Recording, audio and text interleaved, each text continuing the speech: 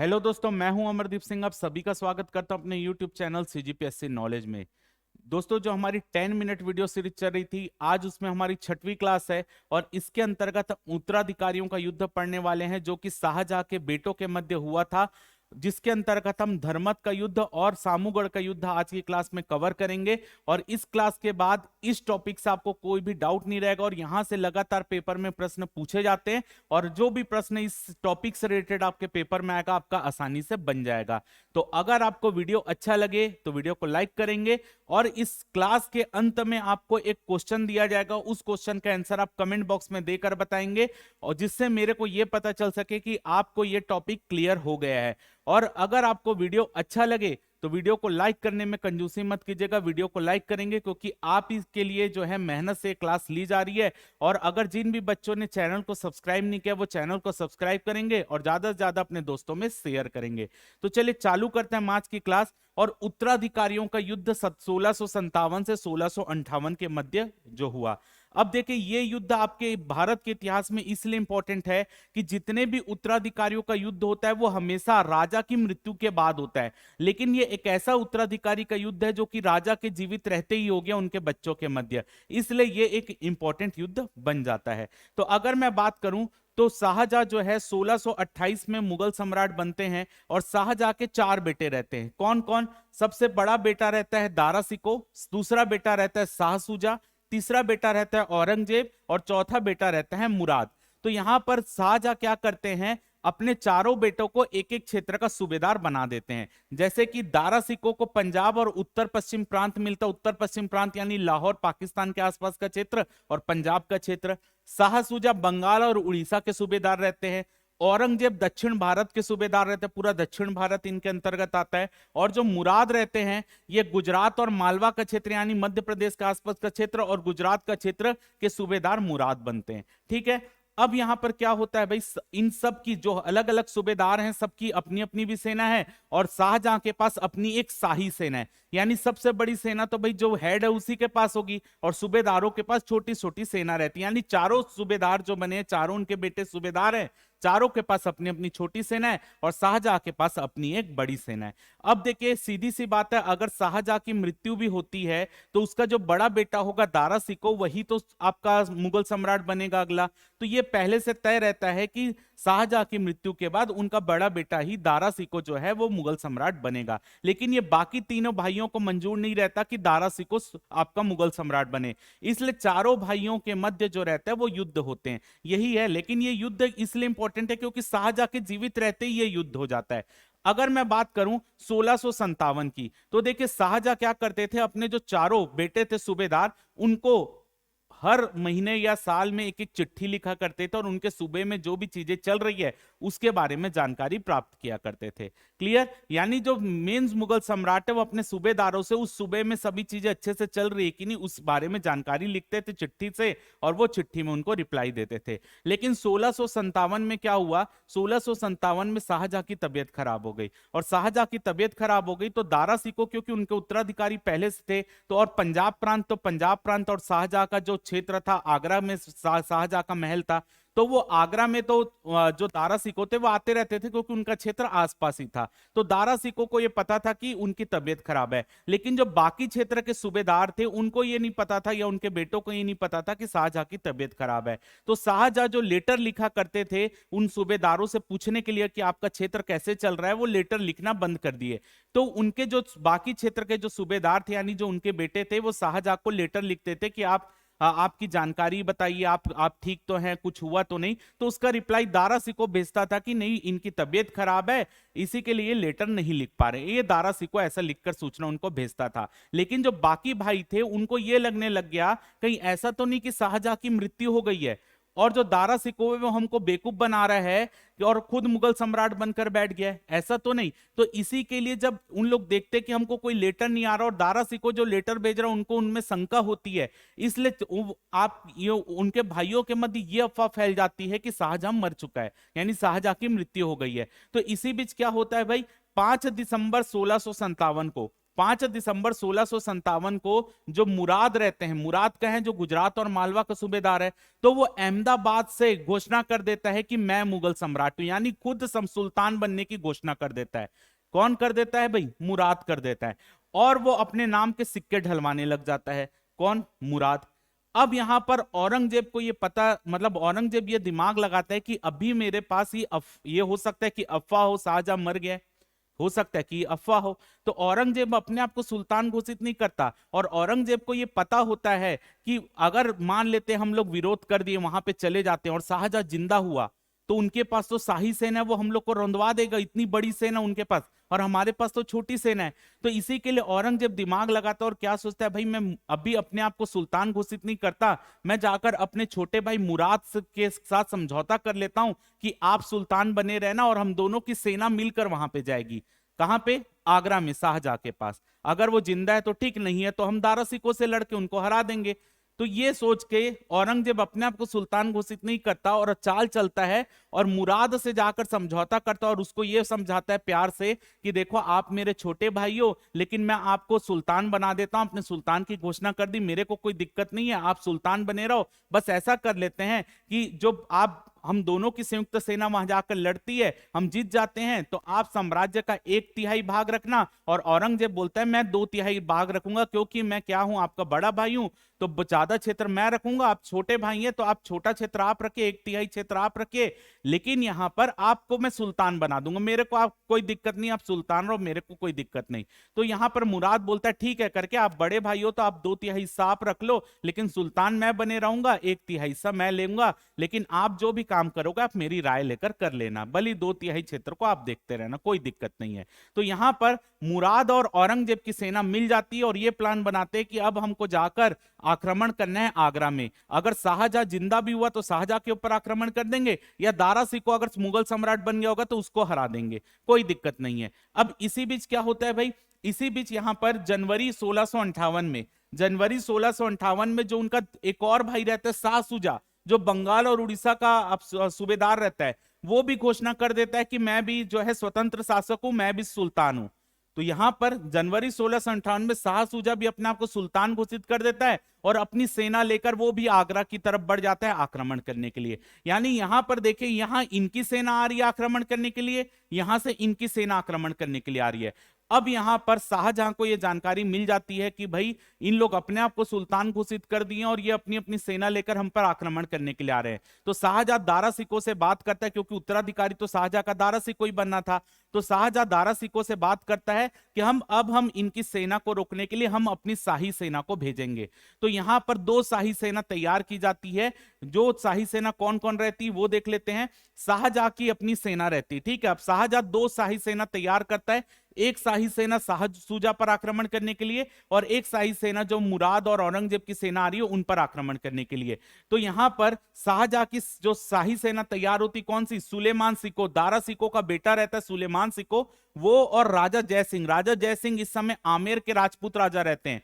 तो राजा जय सिंह और सुलेमान सिको के नेतृत्व में एक सेना तैयार होती है, ये शाह शुजा के विरुद्ध आक्रमण करने के लिए जाती है। और दूसरी सेना जोधपुर के राजा जसवंत सिंह और कासिम खां, कासिम खां मुगल सेनापति रहता है शाही सेना में, तो कासिम खां और जोधपुर के राजा जसवंत सिंह जो कि राजपूत राजा है, इनके मध्य एक सेना तैयार होती है और यह आक्रमण करने के लिए जाते हैं मुराद और औरंगजेब के विरुद्ध। तो 2 शाही सेना बन गई, इस शाही सेना को शाह शुजा पर आक्रमण करना है और इस शाही सेना को मुराद और औरंगजेब के विरुद्ध आक्रमण करना है। अब देखिए बहादुरपुर का युद्ध, बहादुरपुर का युद्ध क्या है भाई? बहादुरपुर का युद्ध 1658 में होता है और किसके मध्य होता है? सुलेमान सिकोर और राजा जय सिंह, ये दोनों की एक सेना रहती है और दूसरे विरुद्ध शाह शुजा की सेना रहती है। और इस युद्ध में शाह शुजा जो है वो हार जाते हैं। शाह शुजा इस युद्ध में हार जाते हैं क्योंकि वो एक सूबेदार रहते, उनकी सेना छोटी रहती है, इनकी सेना बड़ी रहती है, तो शाह शुजा यहां पर हार जाते हैं। अब शाह शुजा हार जाते हैं तो वो इनसे संधि कर लेते हैं कि मैं आगे आप पर कोई आक्रमण नहीं करूंगा, आप लोग अपना देखते रहिए, मैं आप पर कोई आक्रमण नहीं करूंगा। अब यहां पे शाह शुजा का मैटर सुलझ गया, जो शाह शुजा आ रहे थे बंगाल के क्षेत्र से, उनका मैटर सुलझ गया। अब मैटर बचता है किसका भाई? आपका मैटर बचता है जो औरंगजेब और मुराद की सेना आ रही है उनका। तो अब होता है धर्मत का युद्ध। धर्मत का युद्ध 15 अप्रैल 1658 को होता है और किसके किसके मध्य होता है भाई? जोधपुर के राजा जसवंत सिंह और मुगल सेनापति कासिम खां जाते हैं और इनकी सेना रहती है और उसके विरुद्ध औरंगजेब और मुराद की सेना रहती है। तो अब यहां पर धर्मत का युद्ध होता है और कासिम खां जो मुगल सेनापति रहते हैं वो इंटरेस्ट नहीं लेता, क्योंकि उसको पता रहता अगर इन लोग जीत गए तो इन लोग मुगल सम्राट बनेंगे, तो मैं इनसे दुश्मनी लेकर क्या करूंगा। तो पूरे तरीके से जो राजा जसवंत सिंह रहते हैं वही पूरा युद्ध लड़ते हैं, और राजा जसवंत सिंह जो जोधपुर के राजा रहते हैं, और आप बोल सकते हो कि जो यहां पर आपके औरंगजेब और मुराद की सेना है उनके मध्य युद्ध होता है। इस युद्ध में जसवंत सिंह घायल हो जाते हैं, और जसवंत सिंह घायल होते हैं तो उनको बचाकर वहां से निकाला जाता है, और ये युद्ध जो रहते हैं औरंगजेब और आपकी मुराद की सेना जीत जाती है। अब यहां पर जब ये सूचना पहुंच जाती किसके पास, शाहजहां के पास या दारा सिकों के पास, कि धर्मत का युद्ध जो है औरंगजेब और मुराद की सेना जीत गई, तब यहां पर दारा सिको अब एक सेना तैयार करता है वापस किस पर आक्रमण करने के लिए, औरंगजेब और मुराद पर आक्रमण करने के लिए। तो अब यह होता है दारा सिको अब अपनी सेना लेकर स्वयं आता है और अपनी सेना का नेतृत्व भी दारा सिको करता है, और यह युद्ध होता है सामूगढ़ का युद्ध, जो कि 8 जून 1658 को होता है। 8 जून 1658 में जो युद्ध होता है सामूगढ़ का युद्ध, एक तरफ दारा सिको की सेना रहती है और एक तरफ औरंगजेब और मुराद की सेना रहती है। और इस युद्ध में भी, क्योंकि आपको पता है वो दो लोग सूबेदार मिलकर सेना लाए, अब उनकी सेना भी बड़ी हो गई, और जो शाही सेना वो तो पहले से ही बड़ी थी, अब यानी बराबर का युद्ध हुआ, और इस बराबर के युद्ध में दारा सिको हार जाता है। इस बराबर के युद्ध में दारा सिको हार जाता है और औरंगजेब और आपके बोल सकते हो मुराद की सेना जीत जाती, क्योंकि उनके पास प्रॉपर एक तोप सब होती है, वो जीत जाते हैं। औरंगजेब और मुराद जीत जाते हैं और दारा सिको हार जाता है। अब दारा सिको इस हार से इतना मायूस हो जाता है कि वो वापस आगरा आता है और अपने पिता शाहजहां से मिले बगैर वो अपनी थोड़ी सी सेना लेकर और अपनी पत्नी को लेकर चले जाता है। अब वो वहां से फिर वो लाहौर जाता है, गुजरात जाता है, फिर ऐसे कर करके अफगानिस्तान चले जाता है। दारा सिको मायूस होकर चले जाता है। अब जो है मुराद और औरंगजेब की सेना पहुंच जाती कहां पे, और मुराद और औरंगजेब की सेना आगरा पहुंचती है और आगरा के किले को जाकर घेर लेती है। तो अब यहां पर देखा जाता है शाहजहां तो जिंदा है, तो शाहजहां से औरंगजेब मिलता भी नहीं, शाहजहां सरेंडर कर देता, और औरंगजेब क्या करता है भाई, औरंगजेब और मुराद शाहजहां को कैद कर लेते हैं, और शाहजहां को कैद करके आगरा के किले में ही बंद कर दिया जाता है। और 8 साल तक शाहजहां उसी आगरा के किले में बंद रहता है, और 8 साल बाद उसकी मृत्यु हो जाती है।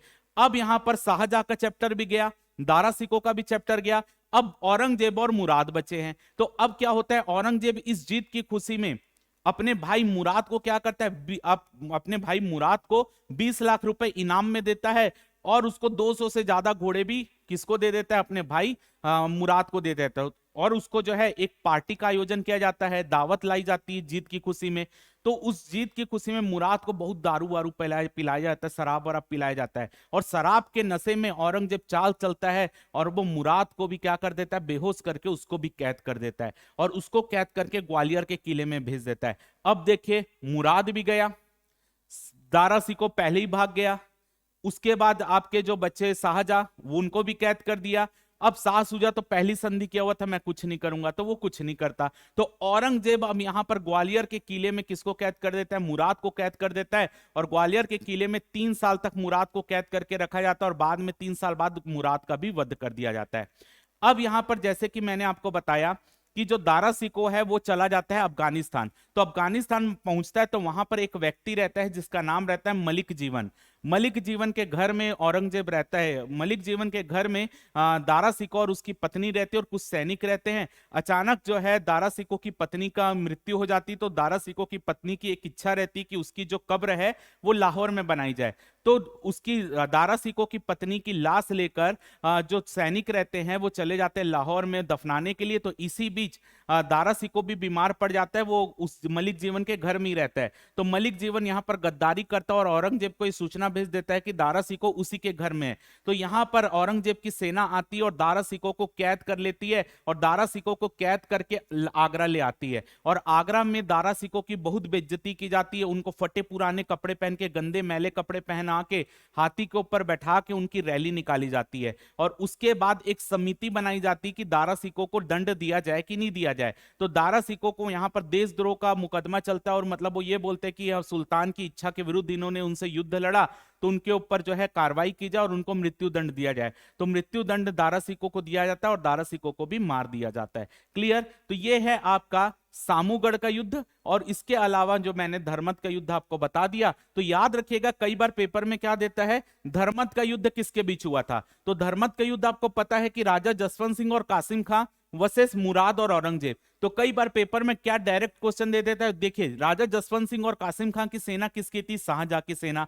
लेकिन शाहजहां इस समय बीमार थे, तो दारा सिकों ने इनका गठन किया था, सेना का इनके नेतृत्व में गठन किया था। तो कई बार डायरेक्ट क्वेश्चन दे देता है कि धर्मत का युद्ध किसके बीच हुआ, तो दारा सिकों और औरंगजेब के मध्य बोल देता है। मुराद का नाम भी नहीं आता क्योंकि अंत में औरंगजेब ही सम्राट बन जाता है। तो इसी के लिए कई बार डायरेक्ट क्वेश्चन में धर्मत का युद्ध किसके बीच हुआ, दारा सिकों और सीधा लिख देता है औरंगजेब के मध्य। लेकिन याद रखिएगा कि यहां पर इस समय शाहजहां जिंदा थे। शाहजहां ने मुगल सेना का नेतृत्व किया, मतलब मुगल सेना का इसका जो गठन किसने किया, शाहजहां ने किया। लेकिन क्योंकि शाहजहां बीमार थे और उनका जो कार्यभार था वो दारा सिकों संभाल रहा था, इसलिए डायरेक्ट क्वेश्चन में दारा सिकों वर्सेस औरंगजेब दे देता है। लेकिन याद रखिएगा युद्ध कौन लड़ने गया था, जोधपुर के राजा जसवंत सिंह और कासिम खां वर्सेस मुराद और औरंगजेब। अगर ये ऑप्शन में आ रहा है तो ये लेना है, दारा सिकों वर्सेस आपका ऑप्शन में आ रहा है औरंगजेब तो वो ले लेना है।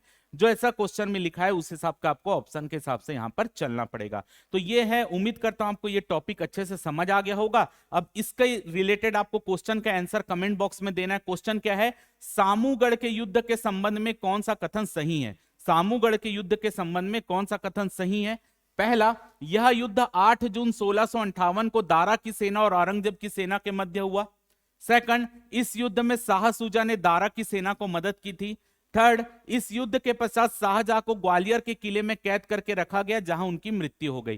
कौन सा कथन सही है, केवल एक, 1 2, 1 3 या 1 2 3। अब आपको कमेंट सेक्शन में इसका आंसर देके बताना, और आपने इसका आंसर दे दिया तो मैं मान लूंगा कि आपको ये टॉपिक अच्छे से समझ आ गया है। क्वेश्चन को अच्छे से पढ़िएगा, एक एक अक्षर जो लिखा है मैंने उसको अच्छे से पढ़िएगा, उसके बाद इसका आंसर कमेंट बॉक्स में दीजिएगा। तो उम्मीद करता हूं कि आज की क्लास आपको अच्छी लगी होगी, कुछ नई जानकारी आपको मिली होगी। अगर आपको वीडियो अच्छा लगे तो वीडियो को जरूर लाइक कीजिए, चैनल को सब्सक्राइब करना मत भूलिएगा। और अगर आपको कुछ भी वीडियो के बारे में अच्छा लगा तो कमेंट सेक्शन में बता दीजिएगा, और वीडियो को शेयर करना भी अपने दोस्तों के मध्य। तो फिलहाल आज की क्लास में इतना ही। जय भारत, जय छत्तीसगढ़।